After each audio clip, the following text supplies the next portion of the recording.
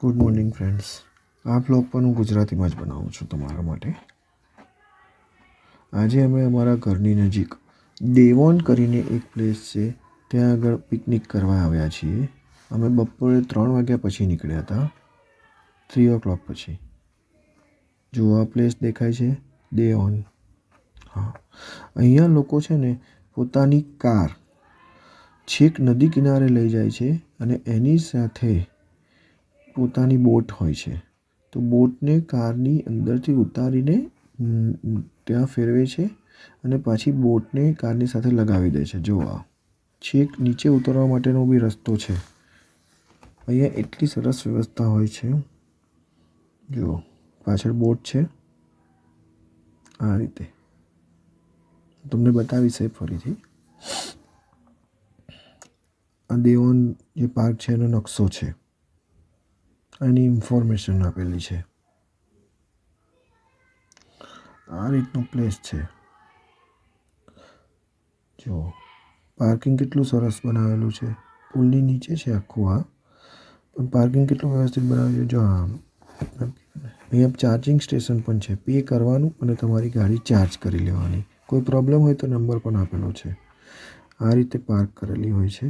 જુઓ, એટલું સરસ વ્યવસ્થિત પાર્કિંગ છે. અહીંયા બાથરૂમ સંડાસની પણ સરસ વ્યવસ્થા છે. જુઓ, બાથરૂમ છે, સંડાસ છે.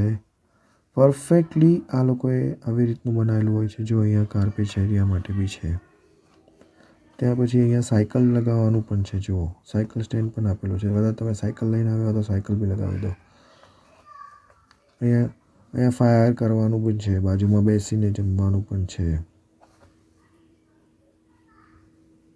બાર્બીક્યુ પણ હોય છે ત્યાં. જુઓ, આ રસ્તામાં આવી રીતે જંગલનો રસ્તો છે. અમારે ચાલવાનું છે. હવે 4-5 રસ્તા છે. અમે પાછા કન્ફ્યુઝ થઈ ગયા છે કોણસા રસ્તા પર જઈએ. અમે કયા રસ્તા પર પબ્લિક જાય છે એ રસ્તા ઉપર અમે જઈશું તો કદાચ અમને નદી કિનારો મળી જશે એવું લાગી રહ્યું છે.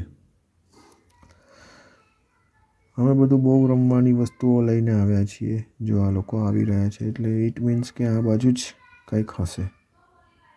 અમે જો જંગલના રસ્તામાં ચાલીએ છીએ, એવું લાગે છે કે આપણે ઇન્ડિયામાં ચાલતા હોઈએ. કેનેડામાં માટી જોવા મળી એવું કહી શકાય. બહુ ઓછું આ દેશોમાં માટી ને બધું જોવા મળતું હોય છે ને આવા જંગલ. એટલે હું તમને આજે બતાવી રહ્યો છું. આ જંગલ વિસ્તારમાં આપણે ચાલવાનું છે. જંગલ વિસ્તારમાં ચાલતા આપણે આગળ જઈ રહ્યા છીએ. જંગલ વિસ્તારમાં આગળ જઈને આપણને થોડાક રસ્તામાં જઈશું તો મારા મુજબ નદી કિનારો આવી જ જશે, કારણ કે પબ્લિક પણ એ તરફ જ જઈ રહી છે. જુઓ તમે. હા, આ રીતે અમે જઈ રહ્યા છીએ. અમે લગભગ 10% છીએ બધા સાથે ભેગા થઈને.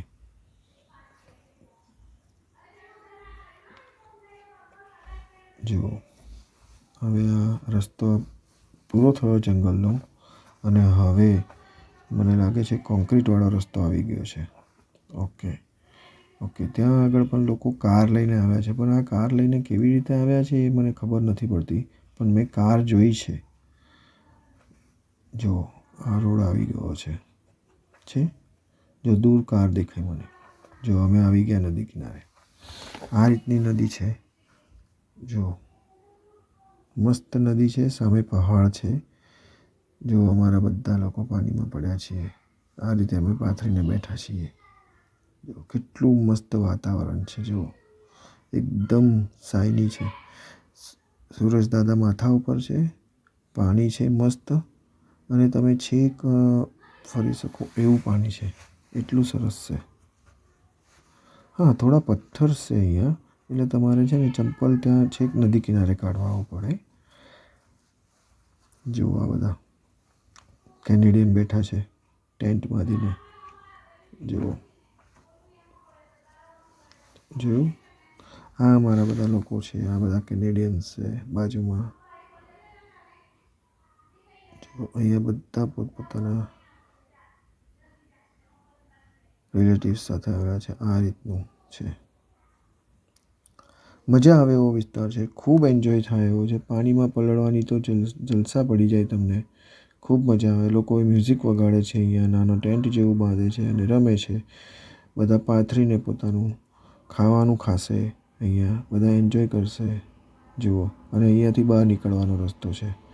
અહીંયાથી બહાર જતાં થોડેક આગળ જઈશું તો અહીંયા એક એમને પાર્ક પણ ડેવલપ કર્યું છે. પાર્ક પણ હું તમને બતાવું છું. જુઓ, આ પાર્ક છે. પાર્ક છે. આ ખૂણામાં બેસવાનું પણ છે. અહીંયા અમે રમવા આવ્યા છીએ. જો અહીંયા બેસવાનું પણ છે અને આ રીતે